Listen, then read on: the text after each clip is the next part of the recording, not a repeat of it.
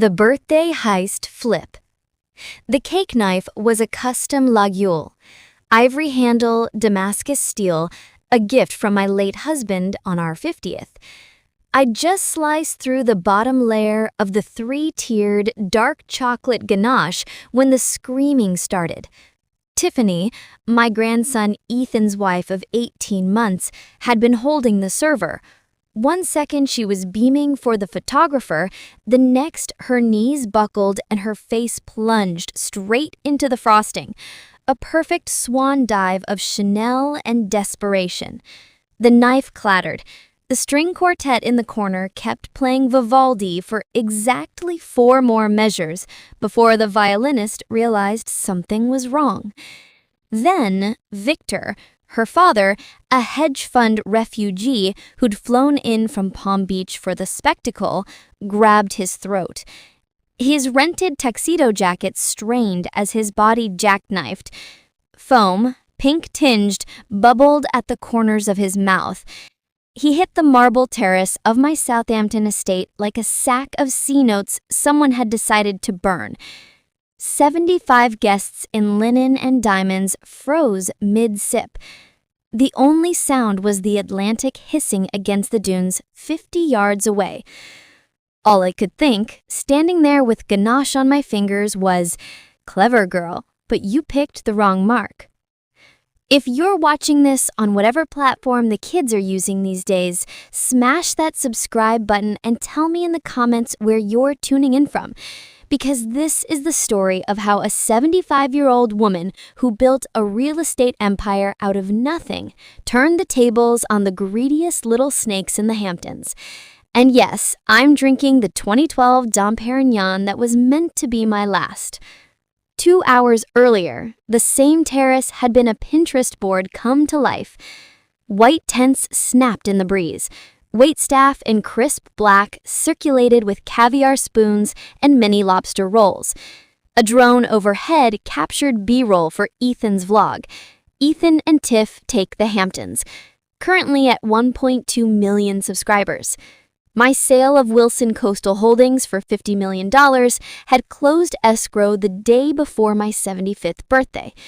Not bad for a girl from Ronkonkoma who started flipping condemned bungalows in '78. Ethan, my only grandchild, 28 going on hedge fund bro, had insisted on throwing the party. "Graham, you earned this. Let Tiffany handle the details. She's a branding genius." Tiffany was a branding genius if your brand was filtered sunsets and #Hamptons vibes. She'd spent the afternoon directing florists like a Bond villain, arranging peonies the size of softballs and polishing the Baccarat flutes until they could cut glass, which, as it turned out, was ironic. I'd been making small talk with my former COO, Bitsy Langford, still lethal in Lily Pulitzer, when I saw it. Tiffany at the champagne table. Sunlight glinted off the diamond vial pendant around her neck. She glanced left, right, then twisted the cap. A quick flick of her wrist and a colorless powder drifted into one flute. The one with the tiny chip on the rim. My lucky glass. The only flaw in a set of 36 I'd bought at auction in '09. My blood didn't just run cold, it flash froze. A smarter woman might have screamed. A softer woman might have fainted. Me? I smiled at Bitsy, nodded along to her monologue about Soho rents, and tracked Tiffany's every move. She picked up the doctored flute, plastered on that influencer smile, and started toward me. "Sarah, darling, you look radiant. Have some bubbly. You've earned it." I took the glass, thanked her, waited. 10 minutes later, while she was live-streaming her new Birkin to the neighbors, I drifted past Victor. He was nursing a Macallan, looking bored. I set my flute beside his elbow, lifted his in its place. A magician's switch, smooth as the tide. Victor grabbed the wrong glass without looking. He toasted, "To Sarah Wilson, the queen who taught us all how to close." He drank deep. The rest unfolded like a Netflix limited series. Victor's compliments on the champagne's unique finish lasted maybe 90 seconds. Then the convulsions. Tiffany's scream was almost convincing. Ethan's face cycled through confusion, horror, and something that looked suspiciously like calculation. "Call 911, someone shouted. The quartet finally shut up. Paramedics arrived in 7 minutes. Southampton's finest, used to overdoses and yacht fires. They loaded Victor onto a stretcher while Tiffany hyperventilated into Ethan's chest. I knelt beside Victor, checking his pulse like a concerned friend. His eyes rolled white, but his heart still thumped. Thank God for small mercies. Ethan tried to steer me inside. "Graham, you don't need to see this. Go rest." Translation: keep the mark away from the crime scene. I patted his cheek. Nonsense. Victor is practically family. I'll follow in the Rover. The ER at Southampton Hospital smelled of bleach and money. I hovered near the nurse's station, catching snippets. Acute cyanide poisoning, gastric lavage. Lucky he didn't finish the glass. Tiffany paced the corridor in Louboutins that clicked like a countdown. Ethan sat rigid, thumbs flying over his phone. Every buzz made him flinch. "This is awful," she said for the 6th time. "Poor Daddy. What if it was the shellfish?" I patted her arm. "These things are mysterious, sweetheart. Though it's odd, he only had champagne after the apps." Her step faltered. "Champagne?" The doctor said, "Just an old woman's mind connecting dots." I smiled sweetly. Ethan shot her a look sharp enough to slice diamonds. Victor stabilized overnight. The talk screen came back conclusive. Cyanide in the flute, trace amounts in the open bottle of Dom. Someone had laced the entire magnum, but my glass had the mother load. By morning, Tiffany was pushing for me to rest at their place in Sag Harbor. Ethan agreed. "You shouldn't be alone, Graham. Not after this trauma." How thoughtful. Lock the mark in the guest house while they figured out Plan B. I kissed Ethan's cheek. "I've got the new ring system, remember? Motion sensors, the works. I'll be fine." In the rear view, I watched them argue in the parking lot. Tiffany's arms flailed. Ethan kept checking his watch. Back at the estate, I poured a fresh glass from a bottle I'd opened myself and settled into the study my husband had paneled in teak 40 years ago. Time for research. I didn't need Google. I had memory and a suspicious mind. Victor's collapse wasn't random. Someone wanted me dead at my own party, banking on a 75-year-old's heart giving out from excitement. No one questions a rich widow's ticker finally quitting. Why? 50 million reasons. I brewed coffee at 5 a.m. and spread a legal pad across the kitchen island. Ethan and Tiffany, financial autopsy. Sag Harbor Cottage, 6.2 million mortgage, refinanced twice. Ethan's Luxury Watch Resale, LLC, operating at a loss for 14 months. Tiffany's wellness brand, Patreon, 400 subscribers at $99 a month. Amex Black, 187K balance, minimum payments only. Yacht Club dues, 42K overdue. Tiffany's OnlyFans manager taking 40% of tips. I'd gifted them $1.4 million over 5 years, down payment, IVF rounds, and seed money for Ethan's failed NFT drop. Never loans. That would be tacky. Now I saw those gifts as installments on a murder plot. The phone rang at 7:30. Tiffany, voice syrupy with concern. "Sarah, I barely slept. Are you sure you're okay alone? After what happened to Daddy?" Translation: did the poison miss its target? "Fit as a fiddle, dear. Any word on Victor?" "He's fine. He's coming home tomorrow. Probably something he ate before the party. You know how he is with those sketchy sushi places in Miami." Victor hadn't left Palm Beach in a month. I let it slide. After hanging up, I stared at the half-empty Dom on the counter. I could have it tested, but I already knew. Doorbell at 9. Ethan with a box from Levon Bakery, my weakness. Thought you'd need carbs after yesterday, he said, kissing my cheek. We sat at the island. He arranged chocolate chip cookies like a peace offering. How you holding up, Graham? Takes more than a little drama to rattle me. I sipped coffee. Waited. He picked at a cookie. Tiff and I were talking. You're 75, living alone in this museum. 50 million is a lot to manage. There it was. I've managed worse, I said lightly. Have you? He leaned in, earnest. Yesterday could have been you. What if you'd collapsed and no one found you for hours? Audacity level, Olympic.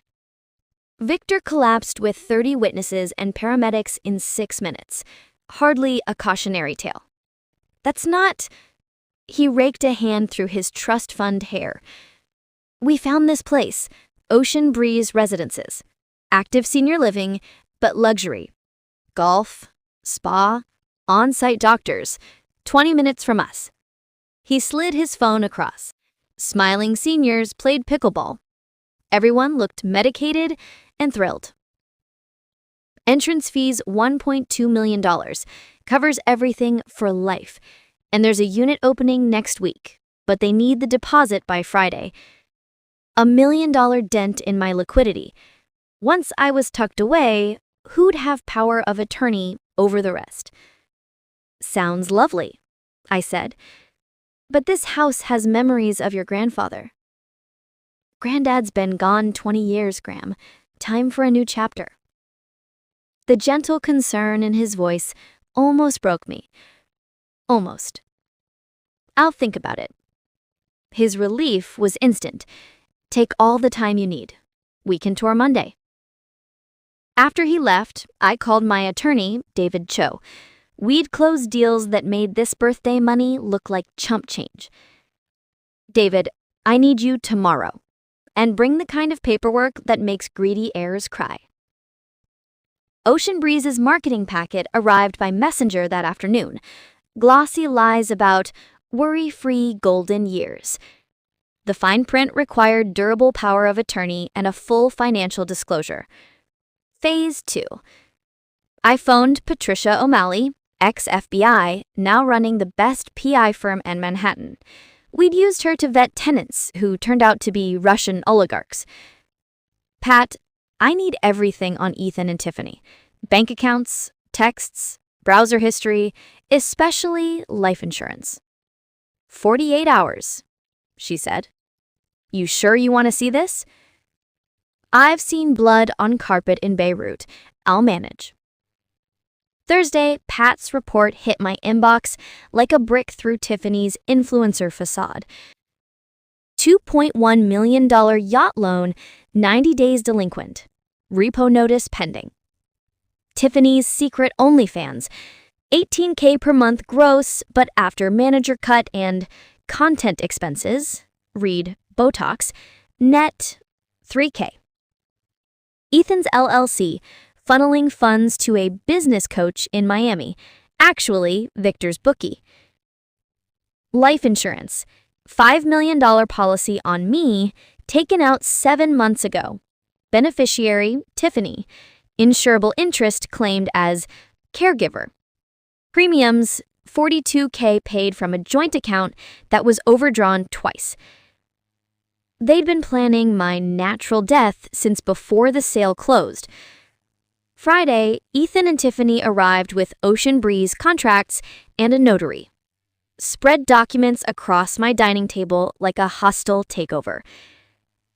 This is the residency agreement, Tiffany explained, manicured mail tapping. And the POA, just standard. You're giving Ethan authority if you ever can't manage. I scanned. The POA was a blank check. Immediate access to accounts, ability to liquidate assets, even sell the estate. Broad, I murmured. Precaution, Ethan said.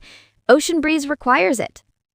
And honestly, Graham, at your age, there it was again. At my age. I needed one night. They agreed, reluctantly. The unit was in demand.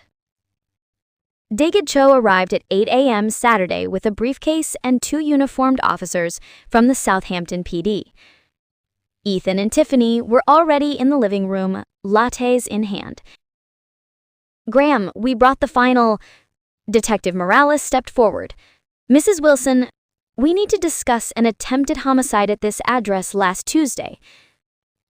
Tiffany's latte slipped, splashing $800 sneakers. Ethan stood. "This is insane. That was Tiffany's father, who ingested cyanide meant for Mrs. Wilson. Lab matched residues in the flute and the open bottle. We also have security footage. I'd had the new ring system installed weeks ago. Every angle of the terrace, 4K. Showing Miss Harrington adding a substance to a specific glass. Mrs. Wilson switched drinks with Mr. Harrington Sr. Tiffany's face crumpled. "Sarah, tell them." "I saw you, Tiffany. I switched deliberately." Ethan turned on her. "You said it was just to make her sick, enough to move her." "Enough to inherit," I finished. 5 million reasons. Morales cuffed Tiffany. Attempted murder, conspiracy to commit fraud. Ethan sank to the rug. "Graham, I swear I didn't know about the poison. I thought it was just to push her into the home."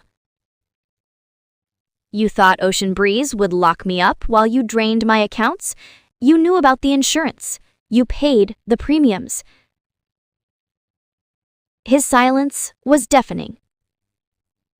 As they led Tiffany out, she spat, "You think you've won? That money will eat you alive."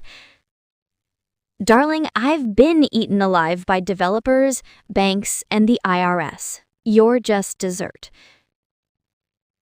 Ethan got 3 years for conspiracy. Tiffany drew 15. Victor, recovered, mortified, testified against his own daughter. The yacht was repossessed. The Sag Harbor cottage went to foreclosure. Tiffany's ring light ended up on eBay. 3 months later, I sat on the same terrace at sunset. The peonies were back, bigger than ever. My great-granddaughter, Lily, Ethan's 10-year-old from his first marriage, helped me plant new roses along the dune path. "Graham, why do people want money so bad they hurt family?" I thought of Ethan's last visit, through prison glass, eyes red. "Because they forget money is a tool, not oxygen. Your job is to build something that outlives the greed." She nodded, dirt under her nails, and pressed a kiss to my cheek. David Cho stopped by with final papers. The $50 million was now in a fortress trust, ironclad, grandchild-proof. Lily's college fund was seeded. The rest funds scholarships for girls from Ronkonkoma who want to flip houses. I poured 2 glasses of the real 2012 Dom, the bottle I'd saved from the party. "2 second acts," David toasted. I clinked his glass. "And to never underestimating a woman who survived 3 recessions and 1 attempted murder." The Atlantic rolled in, steady as ever. The house felt lighter. The security cameras blinked red, but I didn't need them tonight. I was 75, richer than ever, and, most importantly,